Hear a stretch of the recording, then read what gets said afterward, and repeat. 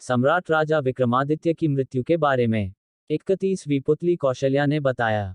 जब सम्राट विक्रमादित्य वृद्धावस्था में आ गए थे, तो उन्होंने अपने योग बल से यह जान लिया था कि उनका अंतिम समय अब निकट है। महाराज विक्रमादित्य राजकार्य तथा धर्म में स्वयं को लगाए रखते थे, और उन्होंने वन में साधना के लिए एक कुटिया बनाई थी। एक दिन उन्होंने देखा कि कुटिया के सामने वाले पहाड़ से प्रकाश आ रहा है। इस प्रकाश के बीच उनको एक सुंदर महल दिखाई दिया। महाराज को भवन देखने की जिज्ञासा हुई, और उन्होंने मां काली द्वारा प्रदत्त 2 बेतालों का स्मरण किया। उनके आदेश पर दोनों बेताल उनको पहाड़ी पर ले आए, तथा उन्होंने कहा कि हम इससे आगे नहीं जा सकते। कारण पूछने पर उन्होंने बताया कि एक योगी महात्मा ने इस महल के चारों ओर तंत्र शक्ति का घेरा बनाया हुआ है, और इस भवन में उनका निवास है, तथा इस भवन में वही प्रवेश कर सकता है जिसका पुण्य उन योगी से अधिक हो। वास्तविकता जानने के पश्चात सम्राट विक्रमादित्य ने महल की तरफ अपने कदम बढ़ा दिए। वह जानना चाहते थे कि उनका पुण्य उन योगी से अधिक है या नहीं। चलते चलते वह उस भवन के प्रवेश द्वार तक आ गए, तथा एकाएक उनके पास एक अग्निपिंड आया और वहां पर स्थिर हो गया, तथा महल के अंदर से एक आज्ञा भरा स्वर आया। उसके बाद वह अग्निपिंड चलता हुआ महल के पीछे चला गया, तथा दरवाजा साफ हो गया। जब वह अंदर गए तो वही आवाज उनसे उनका परिचय पूछने लगी, तथा उन्होंने कहा कि वह सब कुछ साफ साफ बताएं, वरना वे अपने श्राप से आने वाले को भस्म कर देंगे। महाराज विक्रमादित्य तब तक एक कक्ष में पहुंच चुके थे। उनको देखकर वहां एक योगी खड़े हुए। जब महाराज विक्रमादित्य ने बताया कि वे उज्जैन के महाराज विक्रमादित्य है, तो योगी ने कहा कि वे स्वयं को भाग्यशाली समझते हैं। उनको आशा नहीं थी कि विक्रमादित्य के दर्शन होंगे।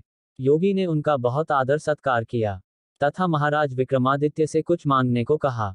तब महाराज विक्रमादित्य ने तमाम सुख सुविधाओं के सहित यह भवन मांगा। वे योगी खुशी खुशी यह भवन महाराज विक्रमादित्य को सौंपकर उसी वन में कहीं चले गए।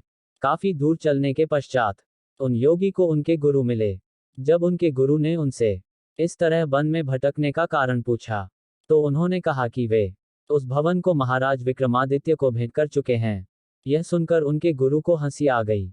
उन्होंने कहा कि इस पृथ्वी के सबसे दानवीर व्यक्ति को वह क्या दान करेंगे। उन्होंने योगी से कहा कि वह ब्राह्मण रूप में जाकर विक्रमादित्य से उस भवन को मांग ले। तब योगी ने ब्राह्मण का वेश बनाकर विक्रमादित्य के पास उस कुटिया में गए, तथा रहने के लिए आश्रय प्रदान करने की मांग की। तब महाराज विक्रमादित्य ने कहा कि वे अपनी इच्छा अनुसार रहने की जगह मांग सकते हैं। तब उन्होंने उस महल को मांगा, तो महाराज विक्रमादित्य मुस्कुरा उठे। उन्होंने कहा कि उन्होंने उस महल जो था उसे वहीं छोड़कर आ गए थे। मैं तो बस उनकी परीक्षा लेना चाहता था। 31वीं पुतली ने बताया कि महाराज विक्रमादित्य देवताओं के समान गुणों वाले थे, लेकिन उन्होंने मृत्यु लोक में जन्म लिया था, तो वह मानव थे, इसलिए उन्होंने एक दिन अपनी देह त्याग कर दिया। उनकी मृत्यु के पश्चात प्रजा में हाहाकार मच गया, चारों ओर विलाप होने लगा।